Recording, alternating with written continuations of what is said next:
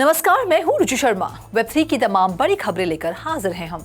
Chimpanzees ने हाल ही में एक विशेष प्रमोशन के साथ अपने NFT पासपोर्ट लॉन्च किए, जिससे होल्डर्स को 10,000 USDT जीतने का मौका और उन्हें स्टेक करने का मौका मिला।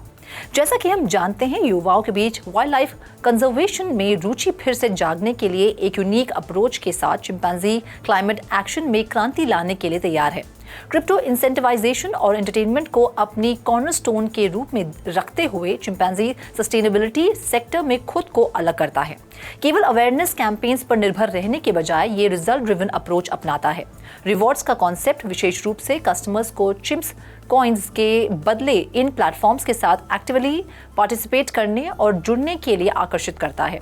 पारंपरिक जागरूकता प्रयास अत्यधिक प्रभावी साबित हुए हैं। वे अक्सर कम कन्वर्जन रेट्स के साथ संघर्ष करते हैं। परिणाम अक्सर धीमे होते हैं, जो दर्शकों की सद्भावना पर बहुत अधिक निर्भर करते हैं। बढ़ते हैं अगली खबर की ओर।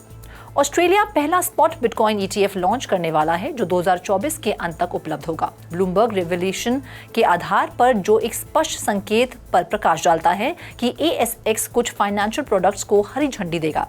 ये एक महत्वपूर्ण मोड़ साबित हुआ है, क्योंकि लोकल और international players Australian bitcoin exchange traded funds market पर कब्जा करने के लिए उत्सुकता से प्रतिस्पर्धा कर रहे हैं। वर्तमान में Australian financial entity beta shares के पास क्रिएशन के तहत एक ETF स्पॉट है, जिसमें ASX टारगेटेड मार्केट है। साथ ही डिजिटल एक्स लिमिटेड ने संयुक्त रूप से कहा कि उसने फरवरी में की गई उसकी घोषणा के बाद प्रक्रिया शुरू की थी। इसी तरह एक और अमेरिकी फर्म वैनेक, जो एक ग्लोबल इन्वेस्टमेंट मैनेजर है, जो पहले से ही यूनाइटेड स्टेट्स और यूरोप में बिटकॉइन ETF की देखरेख करती है, जो इस मार्केट में प्रवेश करने के अपने प्रयास के साथ वापस आ गई है।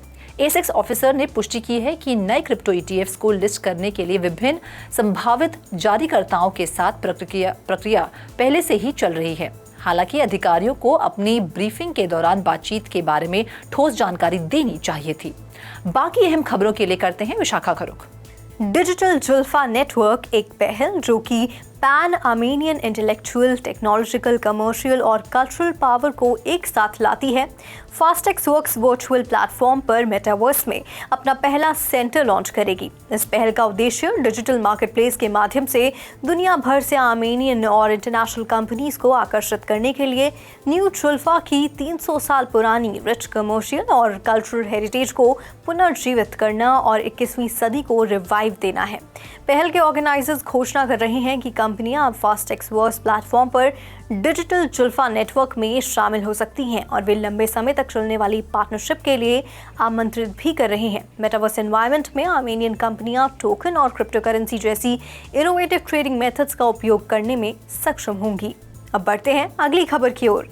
युगा लैब्स के को-फाउंडर ग्रेग सोलानो ने एक हालिया पोस्ट में एक्स पर कहा कि Bored Ape yacht club NFT collection के पीछे की टीम युगा लैब्स ने अपने मुख्य क्रिप्टो बिजनेस को प्राथमिकता देने के लिए एक कंपनी पुनर्गठन शुरू किया है, जिसमें कि अदर साइड मेटावर्स प्रोजेक्ट भी शामिल है। रीस्ट्रक्चरिंग प्रोसेस के हिस्से के रूप में युगा लैब्स ने अपने वर्कफोर्स में कटौती की है।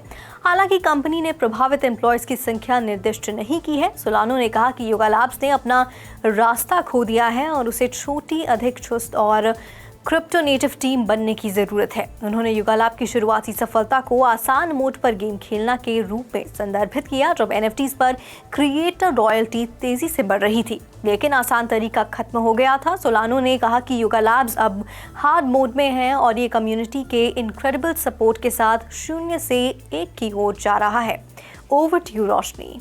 माइनर्स और सेंट्रल प्रोजेक्ट्स को बख्शते हुए रशिया 1 सितंबर से सख्त क्रिप्टो नियम लागू करेगा। रशिया 1 सितंबर को गंभीर क्रिप्टो प्रतिबंध लागू करेगा, लेकिन माइनर्स और स्पेसिफिक सेंट्रल बैंक प्रोजेक्ट्स के लिए एक्सेप्शन बनाएगा।